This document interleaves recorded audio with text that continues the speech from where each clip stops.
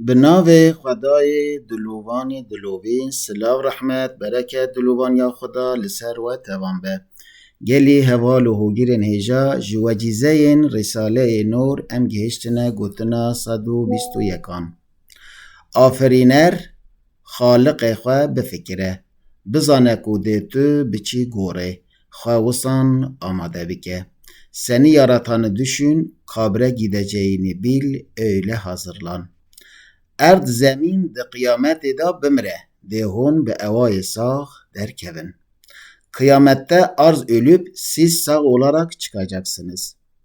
Tu dizani ku temen kurte, kari peyvist jî gelekin. Bilirsin ki ömür kısadır, lüzumlu işler pek çoktur. Hiç ku dünyayı terk nekiriye, tu dünyayı bişemirine. Dünya seni terk etmeden evvel sen dünyayı terk et. Dem danişan ku behişt erzan nine. Dujeh jî beredayı behavce nine. Zaman gösterdi ki cennet ucuz değil, cehennem dahi lüzumsuz değil. Emaneti Xuda bin, Xuda alikare ve be inşallah.